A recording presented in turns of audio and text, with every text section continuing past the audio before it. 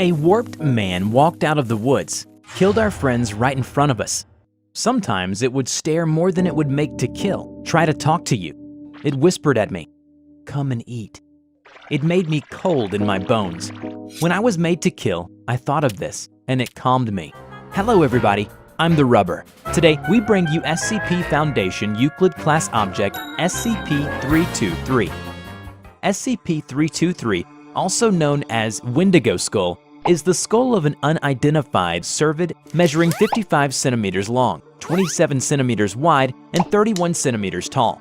With a pair of antlers growing from the left and right sides of SCP-323, 323 shows signs of damage consistent with outside exposure, with regular pitting, scarring, and weathering across the object, bleaching on the upper surfaces, and a missing lower jaw.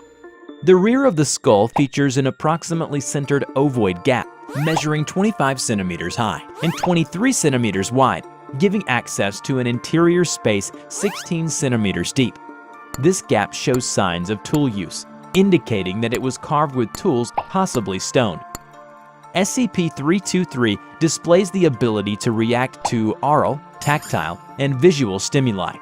Testing has revealed SCP-323 appears to have a field of view similar to that of other cervids, and has responded to visual stimuli from up to 50 meters away. 323 is also capable of limited locomotion, typically in the form of small movements and vibrations. In most cases, 323 will only move away when touched, or when personnel are present within its containment chamber. But 323 has also demonstrated the ability to make larger movement, such as lunging at SCP's personnel and repeatedly attempting to break through its containment. SCP-323 exerts an influential effect in a radius extending roughly 15 meters from itself. Individuals within this radius will begin experiencing cannibalistic thoughts and urges, violent outbursts, and impaired judgment after approximately 1 hour of continuous exposure. Roughly 74% of individuals who reach this point will attempt to place their heads through the gap present in the back of 323. If an individual is incapable of fitting their whole head through the gap, attempts will be made to bludgeon their heads against nearby hard surfaces, until the point that the individual's head manages to fit, loses consciousness, or pass on. Once the individual has fit their head through 323, the individual is classified as SCP-323-1. Within 10 minutes of putting 323 on, 323-1 will undergo drastic physical alterations. 323-1 will experience a rapid loss of body fat, body hair, and pigmentation, followed by the rupturing of the distal phalanges from the fingertips, abnormal tooth growth, and the blackening of extremities consistent with frostbite. Additionally, 323-1 appears to experience greater strength and pain tolerance than the average human. However, 323-1 still appears to be as susceptible to physical harm as it was before contacting SCP-323. SCP-323-1's metabolism will experience a dramatic increase, requiring a constant caloric intake, with starvation occurring anywhere between 15 to 30 minutes, if no self-preservation efforts are made. In order to sustain its increased metabolism, 323-1 will actively seek out and eat other individuals for sustenance. If 323-1 is incapable of finding plentiful nourishment, 323-1 will make efforts to sustain itself, including limiting movement, rationing available food, and auto-cannibalism. SCP-323-1 will only feed upon humans. It is presumed that 323-1 can receive sustenance from other sources, but chooses not to, despite availability or ease of access. During the pursuit of individuals, SCP-323-1 has been known to occasionally make various statements in the Severn, Ojibwe, Potawatomi, and Cree languages, as well as in the native language of 323-1 original itself. It is not known if these statements and the knowledge of these languages is the result of SCP-323's anomalous influence, or if they originate from 323 itself. The following audio log has been transcribed from surveillance recovered during the 2006 containment breach of SCP-323, which resulted in the death of 12 personnel members before containment could be re-established. Hungry. so hungry.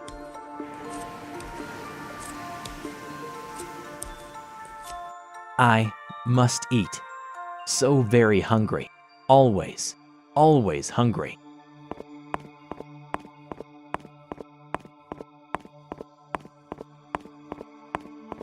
Must not eat. I have to eat. So hungry. So lonely. Alone. Hungry. Should eat. Must eat them all. I must eat to know warmth. So cold. Must eat. SCP-323 was first discovered on December 9, 1997, in the Bittern Lake Reserve, part of the Lac La Ronge First Nation in Canada. A small and unregistered community had been sustaining an active SCP-323-1 by routinely murdering individuals and leaving them out as an appeasement to 323-1. Investigation revealed that many people were involved, and these people were amnesticized after being interviewed, and a cover story involving an unidentified serial killer was propagated. Unfortunately, the 323-1 died of starvation during its transfer to Site-91. James Namagus, an individual involved in the murders and sustaining of SCP-323-1 prior to its containment, was brought in by a professor from the Foundation for questioning. James remained unusually calm throughout and after the interview. James told the professor that he involved in moving the bodies for the Wendigo to eat. Here, Wendigo refers to the 323-1 instance.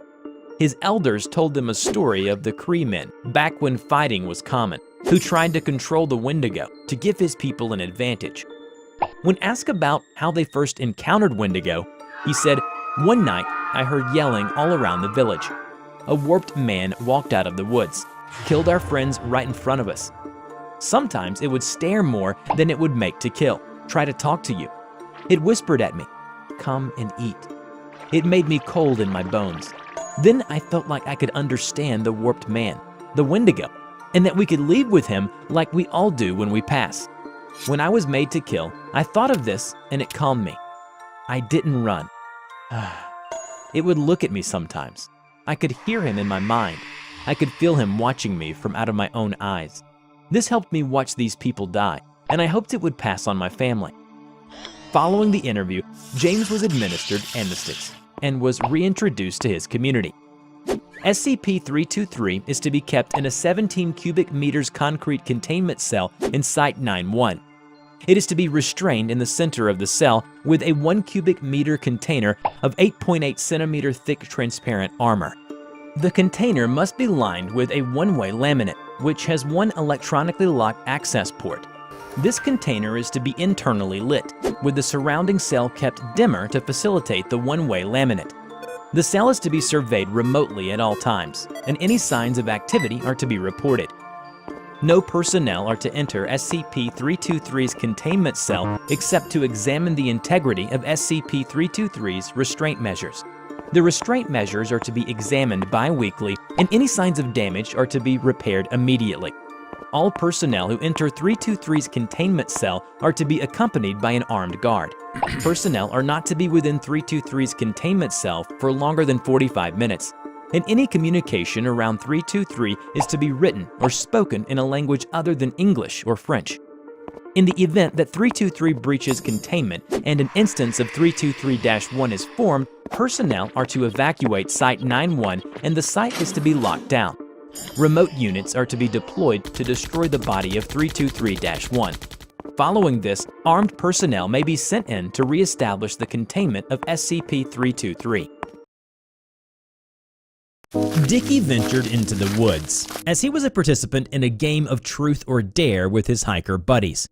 He opted for a dare, and they dared him to go into the woods and bring back something scary, like a werewolf or ghosts, they added, sarcastically. And Dickie had always yearned for a chance to show off his bravado, mostly to impress Jenny, one of the hikers.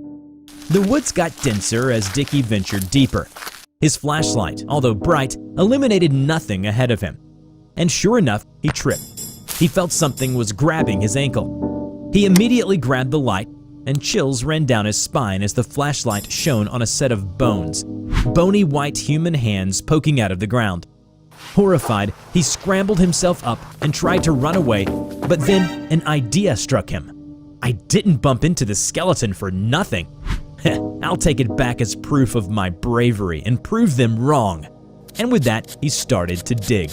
The bones were being revealed more and more as he dug. Soon, the skeleton was fully dug out. It was intact, and none of the bones were disintegrated. Without any delay, Dickie grabbed both hands of the skeleton and carried it on his back. After walking a few steps, he felt something grabbing his throat. And just when he tried to understand what was going on, it was too late. The skeleton that he had piggybacked was not dead. He tried to free himself from its strong clutches, but he couldn't. The skeleton's strength was stronger than that of Dickie's, and its squeeze on his throat was getting tighter by the seconds. Eventually, Dickie ceased to struggle and suffocated to his death. He fell lifelessly, and the skeleton began to tear an opening on his body. It pulled out the bones, then squeezed itself into Dickie's skin and flesh. Back at the campsite, Dickie's buddies were chatting gleefully around the campfire. They saw the return of Dickie, and one of the hikers, Ripley, rose up. "Took you long enough, huh? I see you didn't bring anything back with you." But Dickie, or what he was now, only stared at them blankly. Hello everybody, I'm TheRubber. Today we bring you a SCP Foundation Euclid Class Object, SCP-3114. SCP-3114, also known as Wouldn't It Be Chilly, is an animate human skeleton. Although it has no articulation or connective tissue, its individual bones remain intact as they would in a human body. Research showed that individual bones can be pulled out of position, but quickly return to their correct position when there is no longer an external force acting on them. Though it is made of similar minerals as human bone, it is stronger and requires more than 3 times as much force to break, and the anomalous feature extends to the broken bone mending on its own. Regarding its ability to move, there is no current explanation. However, the observed range of motion in its joints is similar to a healthy adult female's. It is much stronger than a human and can lift at least 250 kilograms with one arm alone. Its maximum observed foot speed is 60 kilometers an hour. 3114 has an apparent field of view similar to a human's and reacts to visual stimuli. It also responds to touch. However, it does not react to sound or smell. After recovering 3114, it has proven to be extremely aggressive and would immediately attempt to attack any time it sees a human or other biological humanoid entities. When it sees a potential target, 3114 will approach the target with the quickest route it can, only avoiding obstacles it cannot push through. Once it reaches the target, it will latch on with its hands around the throat and begin squeezing it, asphyxiating the target. Once the target stops moving, it will begin to tear the body open grotesquely and pull out its bones over the course of several hours. Once the whole skeleton is removed, it will attempt to pull the remaining flesh over itself. Once the body is no longer in one large piece, it loses interest in it. A series of conducted experiments showed varied results of 3114's reaction to different entities. For the first 2 experiments, the results came out the same. Both the D-Class personnel and a female gorilla were placed in the vicinity of 3114. Both subjects tried to escape, and even though the gorilla was able to break 3114's left ulna, none of them survived and was asphyxiated. Their flesh was torn open and bones removed. However, upon discovering that the victim's body was not intact, 3114 placed the subject remains in a corner along with several sticks and a cardboard box on top of the subject, as though burying him. 3114 seemed quite compassionate and considerate to the other 2 subjects, where one was a border collie and the other was a human skeleton model. For the dog, 3114 approached and examined the subject cautiously with its fingers and was surprised when the dog licked it. It played with the dog for 2 hours and was visibly excited in its presence. It wrestled with the dog without harming it and threw sticks for it. The subject was then removed from the enclosure without incident. 3114 stood at the exit for several hours after the subject's removal and struck the walls repeatedly. as if 3114 was missing its presence. For the skeleton model, 3114 approached it immediately, but did not attack. Instead, it examined the subject by prodding it. When this elicited no response, it ran its hand along the top of the subject's head. Since the subject was a skeleton itself and no skin was there to tear, it carried it back to its enclosure and cradled it for several hours. It then put the subject in the same position it takes during sleep periods. A different approach was made by 3114 when a male human cadaver 1 hour after death was placed in the enclosure. 3114 proceeded with its process and was able to keep the body intact while it placed itself inside. It walked around its enclosure for an hour while wearing the subject. The only exception in this experiment was another D-Class personnel that was placed in the enclosure. When 3114 approached, he attempted to escape. 3114 grabbed him, but only gently. It continued to try interacting with him, taking his hand and placing it on its face, trying to mimic his movements, and embracing him. After 3 hours, the D-Class was removed safely from the enclosure. Lastly, when no target is present, 3114 is fairly docile. It explores its enclosure but does not attempt to escape. When the lights are turned out for the night, it lays down and becomes motionless. Though it resembles sleep, it is still capable of responding to visual stimuli. As for its motives for wearing the skins of its victims, researchers think of it as a way of coping with certain longings. When Dickie, or rather 3114 in Dickie's skin, moved closer to the group leader Tom noticed something was off in Dickie's demeanors. His movements were stiff, his mouth agape, and what happened to his eyes? But he brushed it off as him being tired from his little adventure in the woods. It ignored Ripley and walked past him to settle down around the campfire, next to Jenny. She asked if he had brought anything scary back to show them, but she got no response in return. 3114 only stared blankly into the fire. They continued their merriments around the fire, but as time went on, they noticed the atmosphere was off. Dickie, the usual chatterbox in the group, had remained silent ever since his return from the woods. Tom whispered to Dickie, "Hey man, you alright? You're awfully quiet. What the?" He found a gruesome tear in the nape of Dickie's skin. It appeared that it ran all the way down. He pulled Ripley aside and whispered, "Hey, something's not right with Dickie." "Yeah, I figured. He's so damn quiet ever since he came back. What's wrong with him?" They both looked at their friend, who was just sitting and staring into the fire. Jenny was starting to feel uneasy. "There's a scar or something behind his neck. Think we should ask him?" Without saying anything, Ripley quickly moved behind it and pulled up Dickie's shirt, revealing a tear that ran from the neck to waist. A white set of skeleton could be seen within Dickie's pink flesh. It was bared for everyone around to see. This isn't Dickie!" 3114 stood up abruptly, and it tore Dickie's skin further. It got loose and fell off 3114, revealing a skeleton figure stained in Dickie's blood. Horrified, the hikers ran, but unfortunately for Jenny, she tripped and twisted her ankle. 3114 moved towards her. She screamed for help, but her friends did not come back as 3114 proceeded to repeat what it did to Dickie on Jenny. Hours later, 3114, now in Jenny's skin, sat around the campfire, basking in its warmth in the companies of Jenny's skeleton. Many researchers observed 3114's attempt to wear the skin of its victim as a way to cope with the longing of skin and company that had been undergoing for an unknown period of time.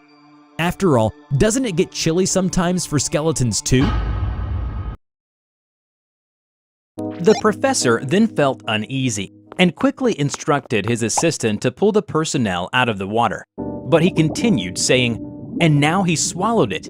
Damn, that's gonna haunt my dreams. Wait, it stopped moving. I think it sees me. Oh god, it's looking right at me. Hello everybody, I'm TheRubber. Today we bring you SCP Foundation Euclid Class Object SCP-1128. SCP-1128, also known as the Aquatic Horror, is an entity that manifests as a massive aquatic predator to anyone given a full description of the being's appearance, through either spoken and written descriptions or visual depictions of the being. Victims infected by 1128 will initially exhibit no abnormal behavior, though some cases show a general aversion to activities involving bodily immersion in water, such as bathing or swimming. If victim ever be fully immersed in water, they will disappear completely under the surface of the water, regardless of the water's actual depth. In most cases, victims will reappear moments later in a panicked state and frantically try to leave the water, while in some other cases, the water will become polluted with blood and debris, confirmed to be the remains of the victim. Victims that have reappeared intact claim that they were transported to a vast ocean, where they are pursued by 1128. Interviews with these individuals carry some risk of further 1128 contamination, as descriptions of the being's appearance trigger further infections. Depends how far along the infection is. At first, it requires full submersion, but over time, it'll take less and less water until you could step in a puddle and fall in. 1128 infection can be treated with Class C amnestics, as it appears memory of the entity or descriptions of it are required for its anomalous properties to take effect. Testing with infected D-Class have shown that wireless communication devices function normally when used by submerged victims affected by SCP-1128. In an experiment, a D-Class personnel was instructed to read from a small pamphlet describing 1128's appearance. Then he was outfitted with diving gears, which has a wireless communication device to allow contact between himself and a professor from the Foundation. He was then lowered into a large tub of water via winch and cable.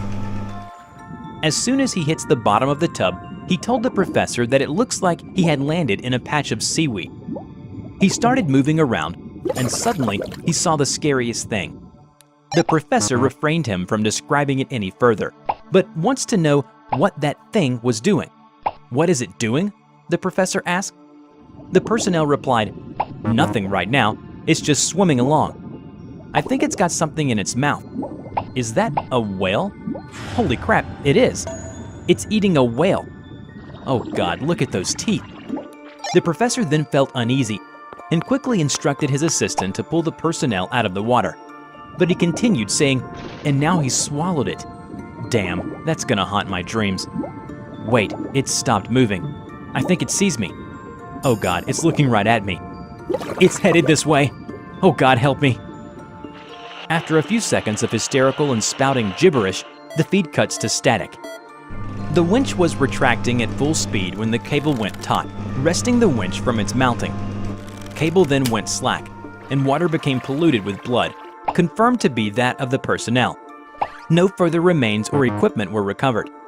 Interview log and relevant documents were edited for vectors, and all staff present were treated with Class C amnestics.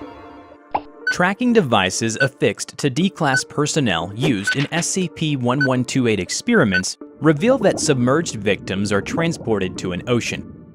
After this discovery, one of the doctors asked, "That's where we've been sending those D-Class? How does a short-range wireless communicator get such a clear signal from that far away?" Mobile Containment Force MCF Kappa 12 Sea Devils has been assigned to keep unauthorized seafaring vessels out of this area at all costs. MCF Sea Devils has been assigned to intercept and redirect any and all water traffic that passes through their designated patrol area by any means necessary. In one of the testing involving D-Class personnel, D-1732, who had been used for repeated 1128 testing without administration of amnestics, was shown to be able to encounter 1128 in bodies of water normally insufficient for bodily immersion. This effect became more drastic over time, with D-1732 developing progressively stronger hydrophobic tendencies, claiming to see 1128 from outside almost any body of water encountered by the subject. Days after initial exposure, D-1732 was violently pulled into a glass of water. Unfortunately, no remains were recovered from the incident. Staff witnessing the event were found to be infected by 1128 and administered Class C amnestics. Containment procedures were then updated to include videos and descriptions of this event, and testing involving extended infection of D-Class was terminated. According to Experiment Log A2, a D-Class was equipped with scuba gear and exposed to 1128, placed into a standard protective shark cage and lowered into water. There was no response for a few seconds. Then the line went taut and was severed at a point beneath the water. Remains of the D-class as well as jagged steel fragments, presumably remnants of the cage, surfaced shortly afterward. In the next experiment, experiment log A3, the same result occurred. A few hours later, MCF Sea Devils reported to have found an intact shark cage, floating beneath the surface of patrol area near one of their vessels. Item was retrieved and confirmed to match description of cage used in experiment A3. Cage was undamaged, but found traces of human DNA and feces of indeterminate origin. No further remains of D-class found. In another experiment, unlike previous tests, the exposed D-class was equipped with diving gear, armed with a weapon for use against hostile organisms, and was also equipped with a live feed video camera attached to his helmet. Video feed shows that the weapon was ineffective against 1128, appearing only to enrage the creature rather than harm it considerably or drive it away. Feed was lost when D-class was devoured. The staffs involved were treated with amnestics following transcription of video feed. In an experiment to test 1128 manifestation in liquids other than water, an exposed D-class equipped with protective environment suit and video feed was lowered into a vat of substance.